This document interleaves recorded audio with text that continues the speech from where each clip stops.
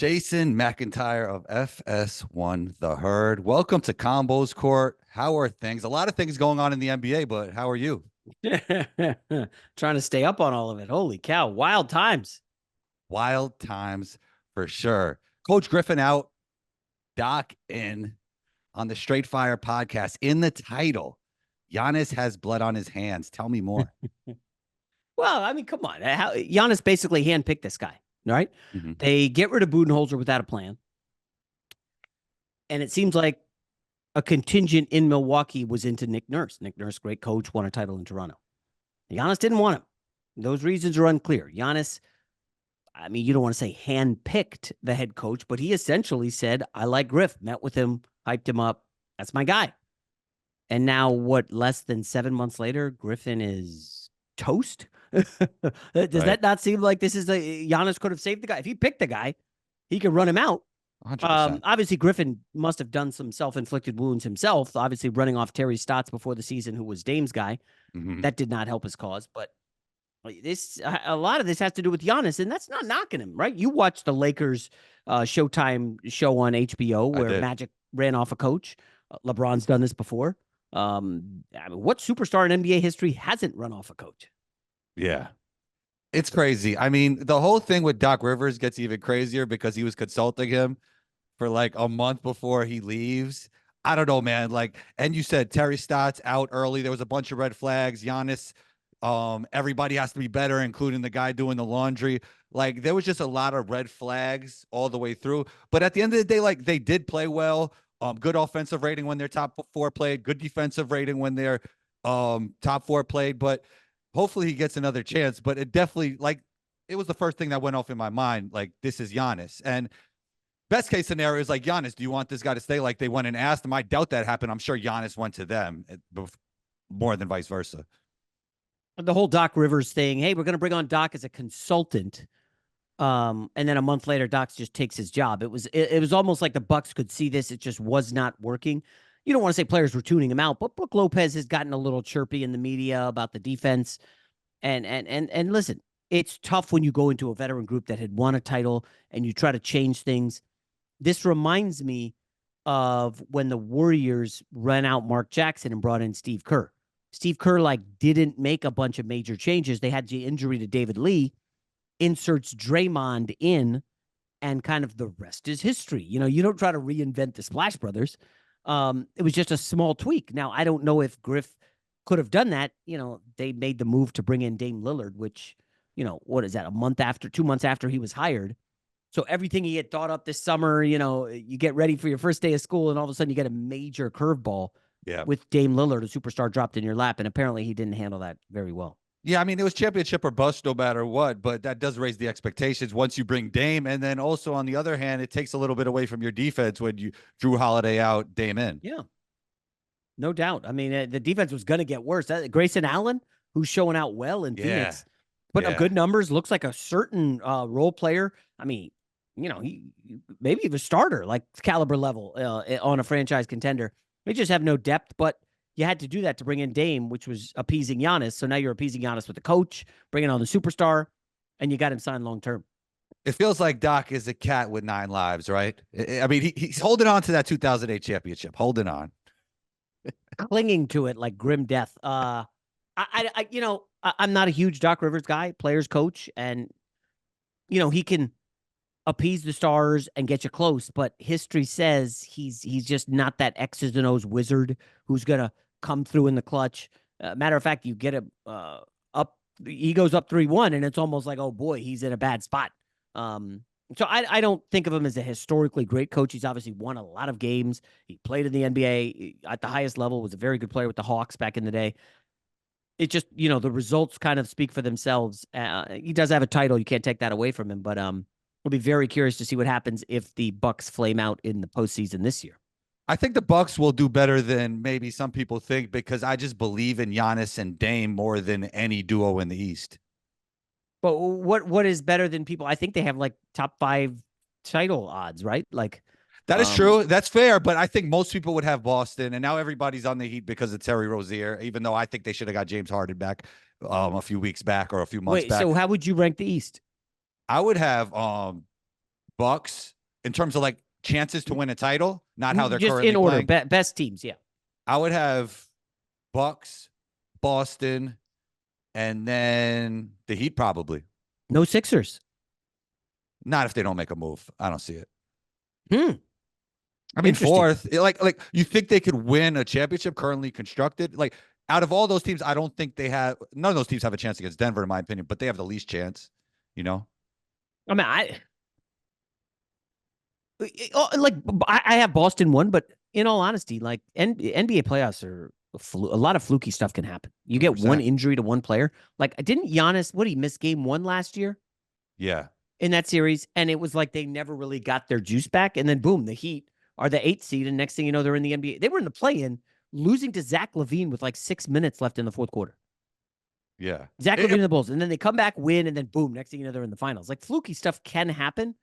It's Sixers interesting. never made the conference finals. It's interesting you mentioned that because he almost like broke his knee. It looked like he tore his ACL, and then they ended up winning a championship. Yeah, very indeed, very strange. I don't know. I think you might be lower on Philly. I think some people put Philly 2 behind Boston at this point. Really? Yeah. Really? Okay. Well, speaking of Philly, Embiid drops 70. Cat drops 62 in the same night. Jason, what does that tell you about the current state of the NBA? Yeah, it's better than it's ever been. Not just simply because those guys can score, but I think 17 guys are averaging over 25 points per game. That's nobody. It's never sniffed double digits. The talent is otherworldly. I saw some assist record is happening in the NBA. Assists are at an all-time high. Offense is better than it's ever been. I mean, like the Indiana Pacers offense right now would outrate any offense in the Michael Jordan era, any offense in the Celtics or Magic Showtime era. Like, that's how good the offense. This talent is just unbelievable. It's now a true global sport where some of the best players in the game, Jokic, Giannis, Luka, they're like elite players. That's never been the case before in the history of the sport. It's just the pool of talent is way better. You got a couple bad teams at the very bottom with the Pistons and the Spurs, and Charlotte's not very good. But overall, I don't think the league's ever been this strong. Yeah, I mean, it makes for a better pod if I disagree with you, but I don't. I just think the offensive skill set of individual players are better than ever before. I think from a team offense perspective, we know more now than ever. But to those that push back and say, like, there's too many high scoring games, there's too many crazy games, there's less value in scoring because everybody is doing it. Do you think that's an issue? No, I think just the evolution of the game has kind of nothing to do with all these people who are like, I can't stand the NBA. I don't think you can stand the NBA because there's so many options out there. When you loved the NBA in the 80s and 90s, you were only watching a couple games a week. Now you turn on, there's NBA every night for like 6 months, Yeah. There's no urgency. You can just turn it on any night, and it kind of devalues the product a little bit. And frankly, there were no incredible iPhones in the 80s and 90s. Yeah. I mean, you've got basically the smartest engineers on planet Earth working 100%. to make your phone the best thing on the planet. And in all honesty, now it's like, oh, I don't worry if I left my wallet home. It's like, do I have my phone? The phone is just incredible. And like, yeah, if you can reach any friend you've ever talked to, you can go on social media, see what's going on, go on, you could do so much things on your phone. Then yeah, it's better than any basketball game when there are 7 nights of basketball games a week, for 6 months. NFL's a little different. There's only one game. Well, I mean, now Thursday, Sunday, Monday, but it's one game as opposed to 82, 17 games. There's urgency, NBA. You could pick a team in the bottom, like Lakers right now. I think they started 19-21 last year. Made the conference finals.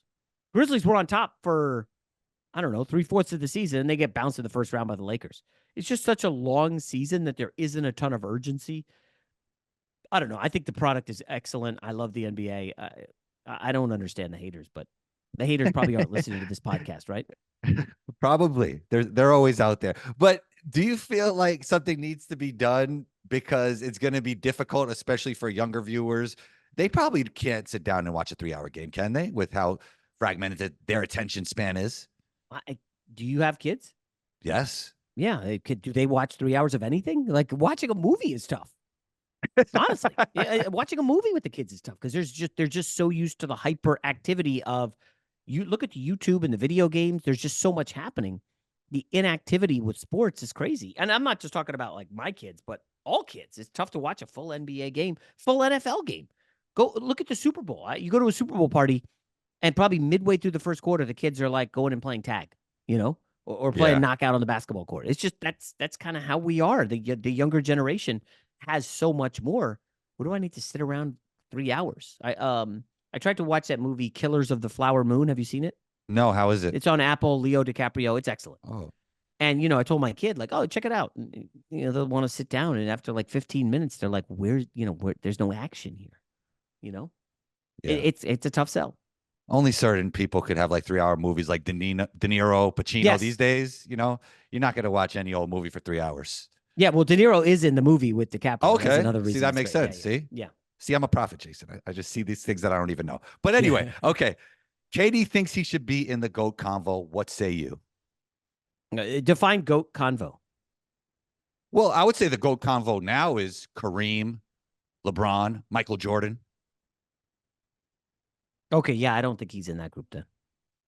I would say he's in like the next batch. He's in the discussion for top 10 all time. Do you But believe? Go ahead. I don't think he has a case for GOAT. Do you? If you just watch him play basketball, your eyes could tell you that he's definitely one of the greatest players to ever play the game. The accolades don't match up to some of the best players to ever play in the NBA. Yeah, and that's kind of the problem. Winning is fairly paramount to being one of the greatest of all time. Like LeBron has, how many times did he carry teams to finals? It was like 4 in Miami. It was 4 in Cleveland. It was 8, I think, right? He went 8 straight years to the finals. Mm-hmm. Okay.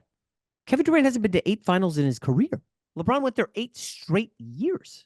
Like, I mean, even if you want to say, if you want to play the rings debate, getting to the finals is extremely difficult.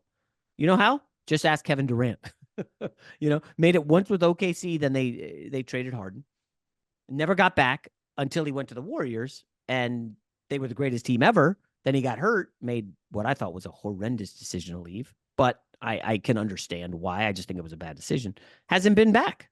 Now, does he get back this year in Phoenix? I don't know. But I don't know, man. I honestly think Steph Curry probably has a better argument for the GOAT conversation than Kevin Durant. Speaking of that GOAT conversation, I'm of the belief that Jokic, out of everybody playing in the NBA, has a chance to make it there to that conversation. And that's kind of why one of the reasons I have him above Embiid. Not only that, like his ability to just make everybody around him better. Like I said this before, he won a championship.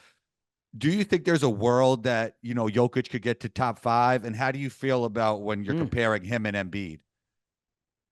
Well, I don't think there's any comparison there. Embiid hasn't even been in the conference finals yet. Come on. But to be fair, like I was even saying this just by the way they play basketball before Jokic even won a title. Like I just think like he has that effect that, it just makes everybody around him better, Yeah. and that's the difference maker right there. Yeah, no, he definitely makes everyone around him better. I don't know that Embiid does. That's what I'm definitely not at the same level, not even close for sure. But like it's a little crazy. If you look at Jokic's numbers, insane, some of them. The and you advanced stats. compare it to some of those 90s centers. Like I like David Robinson as much as the next guy. He doesn't hold a candle to Jokic. 100%. It's essentially, Olajuwon, Shaq. I mean, I like Patrick Ewing. He was one of my favorite players growing up. Like Jokic's numbers blow him away. It's not. I mean, and Ewing was really, really excellent. He came to the Knicks from Georgetown, and they were instantly really good. Carried a franchise for a long time. Yeah. But he didn't get over the hump. Now, you could say the same about Jokic. Oh, well, he's got Jamal Murray and Aaron Gordon. Well, who the hell were they? I'm a huge Jamal Murray fan. He's never been an all-star. Aaron Gordon was considered kind of sort of a bust in Orlando. To be fair, though, Murray, like he elevates his game when it matters most to all-star level. I think Murray's incredible. Yeah, I think he's one of the I would take him over a lot of guys out there. But fact remains he's never been an all-star. But the year he was hurt, they've struggled in the postseason. He comes back and they win the title. So yeah, I think Murray's instrumental. Gordon, like he's got a good team. Who did Patrick Ewing play with? Like John Starks, Anthony Mason, Charles Oakley. Like You know what? 3 of those guys made the All-Star game one year. Oh wait, was it 4? No, was it John 4? Starks made the NBA All-Star game. Yeah, look that up. He did. I'm pretty sure. Wow, I don't even remember that. Now that I guess that speaks to what the talent level was in the '90s. John Starks, he did make the All-Star game in 1994. And Wow, I good think call. either Mace or Oakley was in there too with them, or both of them, something like that. I don't know. Oh man, the '94. So there was no Jordan that year. The Okay. starters. Oh my gosh. Is this real? B.J. Armstrong, Kenny BJ was Anderson, tough. Scottie Pippen, Derek BJ's a good Coleman, podcaster Shaq. too. Yeah, he's fun to chop it up with on the Jordan topic. Yeah, Jordan definitely. LeBron, Mookie Blaylock, Horace Grant. Oh, you're right. Oakley, Starks. Jeez, that is. Oh my goodness. I'm sorry. But like you stack that team up. Kenny Anderson, who I loved. Maybe you're underrating these guys a little bit on the Knicks. They were pretty good. Well, they were, but like a John Starks, a one-time All-Star. Like honestly, John Starks or Jamal Murray. That's tough. You have to think about that. I'm a Knicks fan through and through. No. Jamal Murray is way more talented and skillful, but John Starks brought this, man. He brought this, but no, Jamal Murray's better. Oh, come on, man. I know that. Jamal Murray's better. I mean, Jamal Murray, I think, was like a McDonald's All-American, Kentucky, talent-wise, superstar. Starks was like on stocking grocery shelves after college, and then it went up. He played in the CBA. Yeah, CBA, yeah. I mean, like they he had overachieved. players. You got to give him credit. He overachieved. But we're talking about like the current league. I mean, you look at the guys who are going to be all-stars now. It's like Shai Gilgeous-Alexander is. I mean, ridiculous. He's probably better than the 1994 East All-Stars, like just about anybody on that team outside of Shaq. But he's MVP level now, almost. He is. Yeah. All right. Lakers. Now, is there a move to be made to save their season, to give them a chance to get over the hump and beat the Denver Nuggets potentially, or just win a championship? So I'm of the belief that it's an offensive league. And just stop going after defensive guys. There's no lockdown guy you're going to find who's going to slow down Jokic. That doesn't exist. There's no lockdown guy who's going to stop Kawhi Leonard. Like, it's just not happening. So I would go the opposite way and go offense. Like the Lakers won a title with Vogel a few years ago with defense. Got it. Okay. The league is way better. The West is beyond stacked right now. I mean, Anthony Edwards, like who's stopping him? You can't stop him. He's going to get 30. Yep. So I think you've got to go and get a guy like Zach LaVine. I know Lakers fans don't love that. Who, as a 1 in Chicago and Minnesota, he wasn't a 1. He goes to the Lakers. He's a 3 or 4 behind LeBron, AD, and Reeves. And now it's like, you're not asking Zach LaVine to carry a team or lock down anybody. We got Cam Reddish to play defense. We got Austin Reeves. Hey, Zach, go out and give me 5 spot-up threes. You know, not quite play the role of Kevin Bosh or Chris Bosh or Kevin Love and stand in the corner and hit threes. But when LeBron goes to the bench, we're going to need you to step it up. But otherwise, you could catch and shoot. And his catch and shoot numbers have been ridiculous. Now, can he stay healthy? The contract is massive. Would the Bulls do Rui, Russell, and 2 picks? Is that too much? That hamstrings you after that. So my gut is they don't do anything. Darvin Ham is done at the end of the season, and the Lakers try to reboot next year for one more shot. Yeah, I think I'm with you with the Zach LaVine thing because a lot of people are speaking to the point that they should add DeJounte Murray, and I think DeJounte Murray could help a lot of teams. Like, he could have helped the Heat before the Terry Rozier thing. He definitely could have helped the Clippers before James Harden went there. Like, a team that needs a point guard type player. You don't need that as much when you have LeBron playing all the minutes that he'll play in the playoffs. So I think I do like the idea of Zach instead of DeJounte. But, like, I don't know who else is out there. There's Jeremy Grant. There's Lauri Markkanen. But I don't know if they have enough to get those type of guys. Yeah, Grant is okay. I don't know.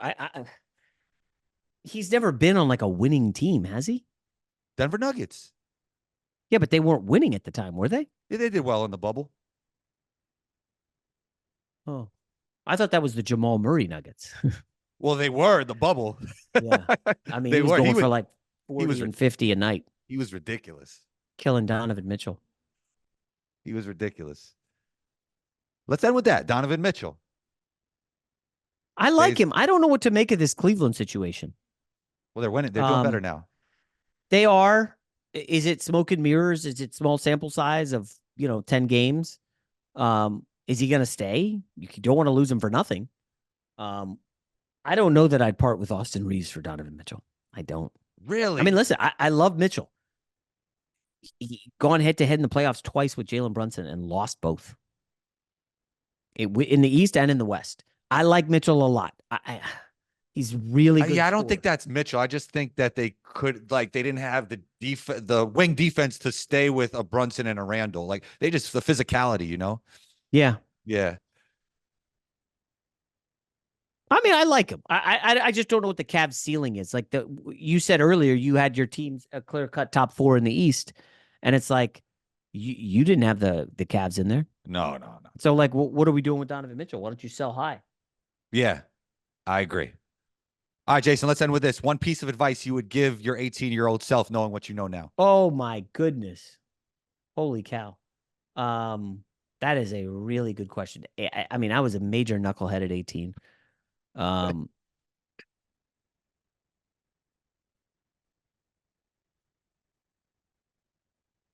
would say take chances and swing big. That's where the biggest upside is.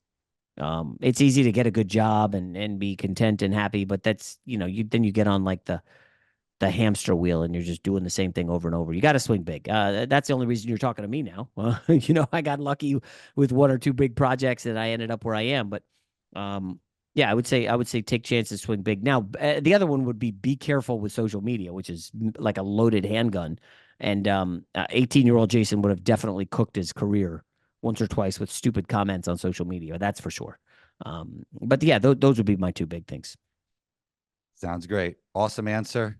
Jason, great talking basketball with you. You're always welcome back on the show and talk soon. All right, man. Thanks a lot. Anytime.